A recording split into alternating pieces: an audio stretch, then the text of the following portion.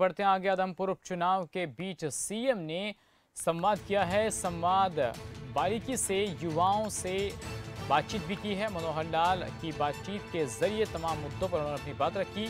तो संवाद के जरिए सीएम ने यहाँ पर अपनी बात रखी और इसके अलावा युवाओं को रोजगार देने की बात भी कही गई है।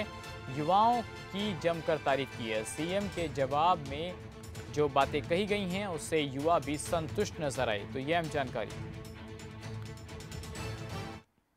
में आदमपुर चुनाव है और इस बीच हरियाणा के मुख्यमंत्री मनोहर लाल की तरफ से जन संवाद युवाओं के साथ किया जा रहा है। आदमपुर से जो युवा हैं वो जुड़े हैं।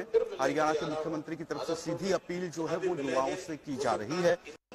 तमाम युवाओं से भी पूछेंगे कि किस तरीके का जो ये मुख्यमंत्री का संवाद रहा, इसमें उन्होंने मुख्यमंत्री की बात सुनी है। आपसे जानना चाहेंगे, मुख्यमंत्री ने संवाद किया युवाओं से, क्या बातें मुख्यमंत्री ने रखी और क्या किस तरीके के सुझाव युवाओं की तरफ से दिए? सर ने बहुत अच्छी बात कही है और आगे जो सरकार के बारे में जो चर्चा की है वो बहुत अच्छी की है कि आने वाले समय युवाओं के लिए बहुत अच्छा कार्य कर रही है।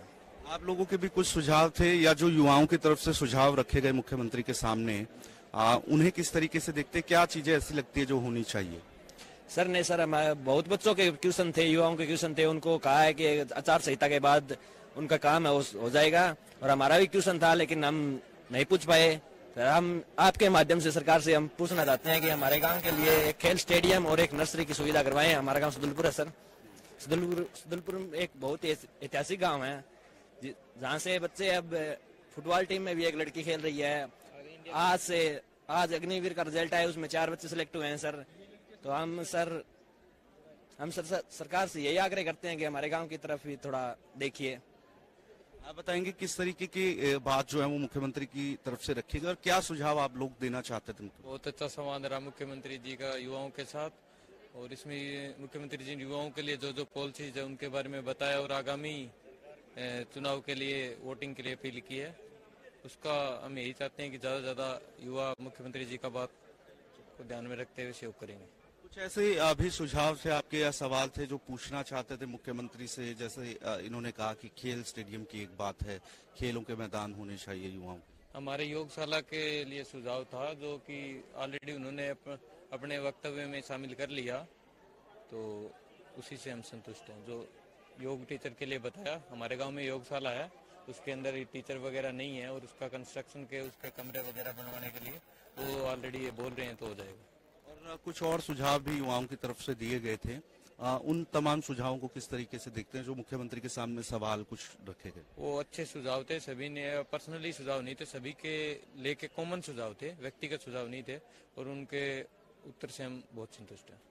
तो फिलहाल युवाओं के साथ संवाद किया गया मुख्यमंत्री की तरफ से और ये संवाद का जो कार्यक्रम था वो एक बड़े स्तर पर किया गया था।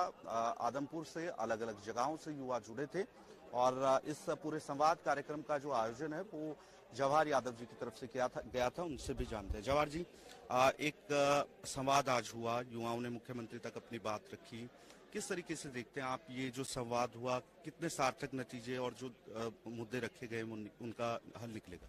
देखिए, कुछ लोग तो एक सिंगल लिंक से जुड़े अपने मोबाइल से, पर जिस कार्यक्रम में आप हैं यहाँ पर एक लिंक से लगभग 500 युवा जुड़े। ऐसे जो कार्यक्रम, जो सूची मेरे पास आई है, छोटे बड़े ऐसे 50 कार्यक्रम इस विधानसभा में हुए हैं। यहाँ से इसके कारण युवाओं में मुझे लगता है बड़ा अच्छा लगा। कुछ युवाओं ने तो सीधा पार्टिसिपेट भी यहाँ पर किया। वो सब ध्यान में रखते हुए तो ये ध्यान में आता है कि युवा मुख्यमंत्री की जो योग्यता के आधार पर नौकरी है, जो रोजगार के अवसर उपलब्ध कराए हैं, उसके कारण बड़ा प्रेरित था, तभी युवा यहाँ पर आया हुआ था। और इस विधानसभा के लिए खुद मुख्यमंत्री ने कहा कि यहाँ तो युवा साथी भव्य बिश्नोई ही चुनाव लड़ रहा है और जो मुख्यमंत्री ने पारदर्शिता दी है उसके आधार पर आदमपुर के लोग भव्य बिश्नोई को मेरिट में पास करेंगे, ऐसा मुख्यमंत्री ने आग्रह भी किया है।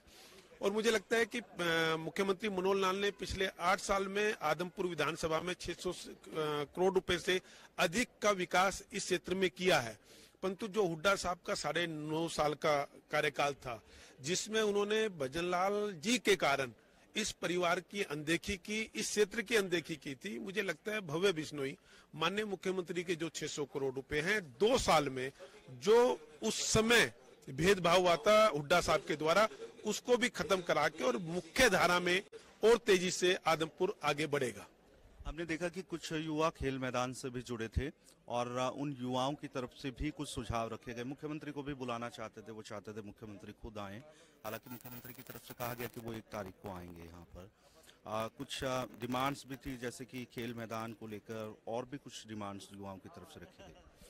देखिए, इस समय मुख्यमंत्री ने खुद का आचार संहिता लगी है, उसमें आदमपुर का भी चुनाव है, पंचायतों के भी चुनाव है, तो ऐसी डिमांड को तुरंत मानना तो संभव नहीं होता। पर कुछ चीजें हमारी लगातार चल रही है, जैसे एक ने रेल का विषय बताया, वो केंद्र सरकार ने करना है, वहां पत्र लिखने को तैयार है। ऐसे ही व्यायामशाला को लेकर कहा, खेल स्टेडियम को लेकर कहा, तो उस पर लगातार हमारे काम चल रहे हैं। खेल नर्सरी हम लगातार बना रहे हैं, तो मुझे लगता है सारी मांगे चुनाव के बाद पूरी हो जाएगी। जो भी हैं यहाँ, कुछ ढानियों की बिजली का इशू है, किसानों का एक नहर का था, उसके लिए किसानों ने धन्यवाद किया कि नहर बहुत अच्छे ढंग से बनी है।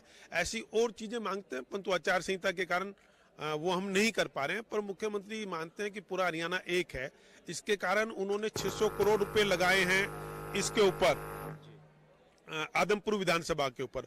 परंतु आदमपुर के लिए दुर्भाग्य रहा कि जब हुड्डा साहब की सरकार थी, उन्होंने लगातार भजनलाल परिवार को अपमानित करने के लिए आदमपुर का विकास शून्य कर दिया था।